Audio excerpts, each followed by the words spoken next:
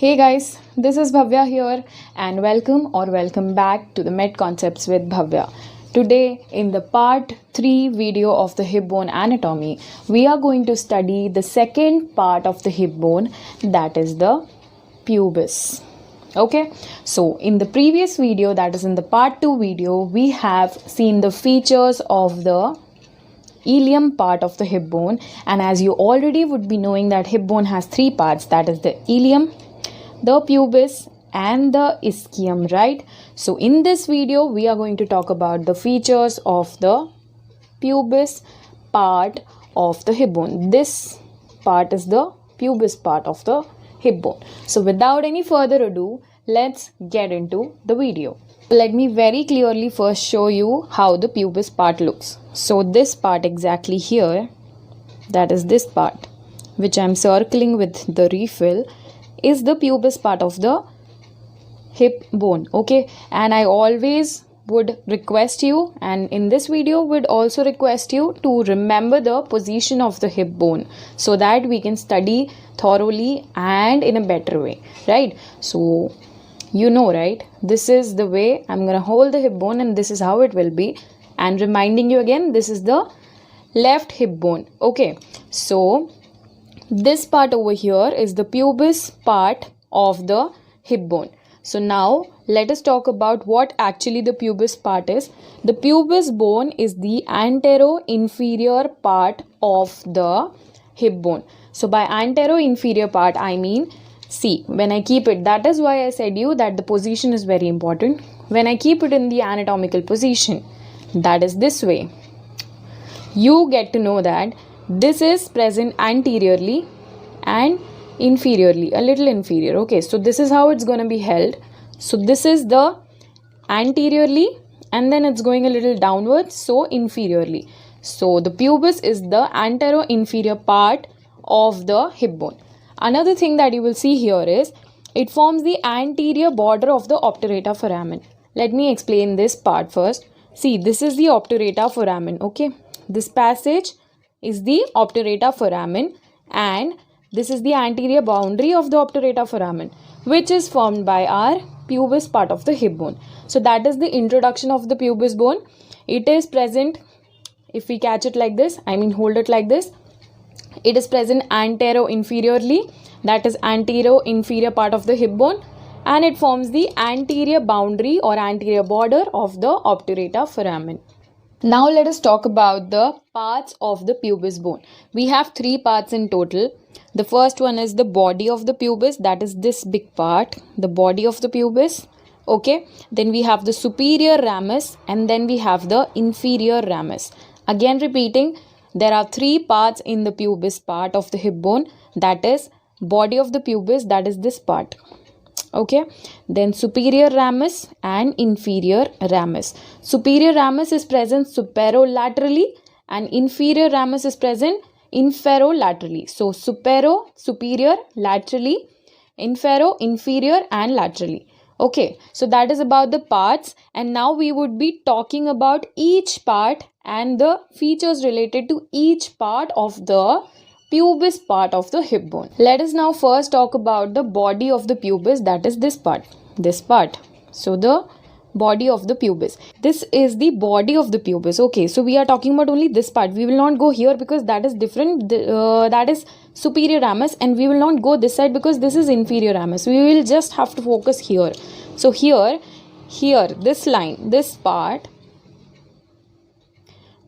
over here is the superior border, which is also known as the pubic crest. Okay, and now we have another thing over here, which is the pubic tubercle. See, if you see the point over here, something is pointing that side, right? That point over here is the pubic tubercle. So if you see like this, you will be able to see it more clearly. This is the pubic tubercle and here is the pubic crest, which is also known as the superior border. Then we have three surfaces in the body of the pubis. This part, we have three surfaces. If we see here, we have the anterior surface, which is rough. See, this is rough. if you have a bone and if you touch it, you will be very clearly able to find it out and feel it out. So anterior border is this one, anterior surface is this one, which is rough. Then we have posterior surface, which is itself looking very smooth in the video itself, and if you touch, it will be smooth. So it looks smooth, it is smooth. So it is the pelvic surface or the posterior surface which is smooth. And then we have a medial surface, which is very commonly known as pubic symphysis. This is the part where another hip bone will attach like this and form the pelvic bone with the sternum. Okay, so we have three surfaces. We have the anterior surface, which is rough, this part. We have the posterior surface, which is also known as the pelvic surface and is smooth. We have the medial surface, which is known as pubic symphysis. That's all about the surfaces. Another very interesting thing that you would be knowing about, or you should know about the pelvic surface, is it is related to the urinary bladder and it is forming the anterior wall of the true pelvis. So two things, it forms the anterior wall of the true pelvis and it is also related to the urinary bladder. Okay, now what do you mean by true pelvis and false pelvis? Is true pelvis is the pelvis from which there is birth of the baby. See, the function of the pelvis are many. It gives attachments to the muscles. It also helps in movement like pelvic tilting and all, which you would be reading in further classes if you are going for physiotherapy subjects. And if you are in medical also, you may study that. And true pelvis, and the major function of the pelvis is to give birth to the baby, to help in the passage of the baby or the fetus or the infant, right? So I will, in the screen, I will show up a picture of pelvis. Can you see here? This is the pelvis. Now this part, which is round, which has a canal, is the true pelvis, and the other parts are the false pelvis, which is very easily clearly shown in the diagram that is given in the screen. Okay, so what I was telling is the pelvic surface forms the anterior wall of the true pelvis and it is also related to the urinary bladder. Now we are done with the body of the pubis. Let's go for the superior ramus. This part is the superior ramus. See, this upper part is the superior ramus of the pubic bone. Now first, talking about the introduction, that will be, it extends from the body of the pubis. See, this is the body of the pubis, we already know, right? So it extends from the body of the pubis till the acetabulum. So it's still here. See, from here, that is from the body of the pubis till the acetabulum. So it extends from the body of the pubis till the acetabulum. This is the one thing that you need to know about the superior ramus. See, this is what is superior ramus, this part, right? This part. Now, in the superior ramus, we would be having 3 borders and 3 surfaces. Let's talk about each one of them. So now first, talking about the borders, we have 3 borders starting from here. See, in a closer look, this is the anterior border, which starts from the pubic tubercle and ends at the acetabulum. This is the acetabulum, right? So anterior border. Going here, we have the superior border, which is also known as line of pecten or pectineal line. Okay, so it is also known as line of pecten or pectineal line.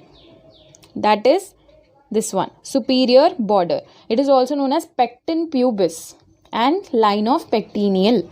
So this is the superior border, which starts from behind the, see, this is the tubercle, so behind the tubercle and ends at the iliopubic eminence. Okay, I have very clearly told about the iliopubic eminence in the previous video. So it starts from behind the pubic tubercle and ends at the iliopubic eminence.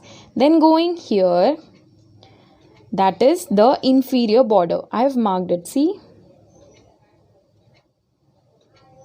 So this is the inferior border, which forms the upper part of the anterior border of the obturator foramen. See, I told you this part is obturator foramen and this is the anterior border.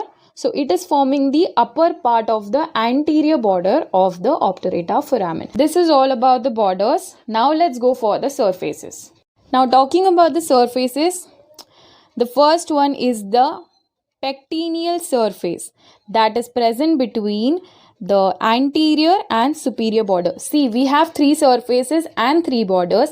Between two borders, we will have one surface, right? So totally three surfaces. The first one is pectineal surface, which I have written over here, pectineal. The light is getting reflected over this, so you are not able to see. The pectineal surface that is present between the anterior and the superior border, and it is a triangular shaped surface. Then we go this side. Between the superior and the inferior border, we have the pelvic surface. See, if you remember, just before 5 to 10 minutes, we were talking about the body of the pubis, and we said that this part is the pelvic surface. So we have the pelvic surface of body of the pubis, which gets continued by the pelvic surface of the superior ramus. So pelvic surface between the superior border and the inferior border. And then we have the last one, that is the obturator surface between the anterior border and the inferior border, and it also presents a groove. If you see like this, you can very clearly see a groove over here. This one, this groove is known as the obturator groove. So we have three surfaces. In between the anterior border and the superior border, we have the pectineal surface. In between the superior border and the inferior border, we have the pelvic surface. Continuing with the pelvic surface of the body of pubis. And then we have the obturator surface between the anterior and the inferior border, which also presents a groove over here. This one, which is known as the obturator groove. Now let us talk about the inferior ramus. The first point that we observe is it extends from the body of the pubis till the ischial ramus. So the inferior ramus, again, it extends from the body of the pubis till the ischial ramus, which we have in the ischium part. Here, after meeting with the ischial ramus, it unites to form the ischiopubic rami. So these are the 2 points. The first one is it extends from the body of the pubis till the ischial ramus, and the second is it unites with the ischial ramus to form the pubic, that is ischiopubic rami. So that is all about the inferior ramus of the pubic bone. So hey guys, that is all about the pubic part of the hip bone. In this video, we have studied about three parts of the pubic part of the hip bone. The first is the body of the pubis, then the superior ramus, and then the inferior ramus. The body of the pubis has three surfaces. The superior ramus has three surfaces and three borders. In the body of the pubis, we also saw the pubic crest and the pubic tubercle, and then the pubic symphysis. And in the superior ramus, as I already mentioned, there were three surfaces and three borders. Then in the inferior ramus, we studied about the extension of the inferior ramus, and we also studied about its union with the ischial ramus, which is also known as ischiopubic rami. So that is all about the pubic bone or the pubic part of the hip bone. Also, in the next video, we would be talking about the features of the ischium bone.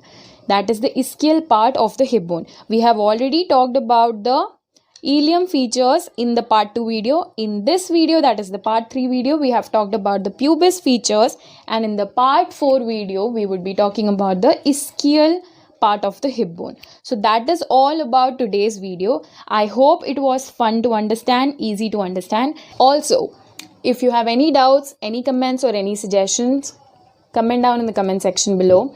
Give this video a like, subscribe if you are new, and keep supporting and share it to your friends who would need it. Also, the notes would be uploaded on my Tele page and my Insta page, to which the link will be given in my description below. And thanks for watching. Until the next video, stay safe, stay home.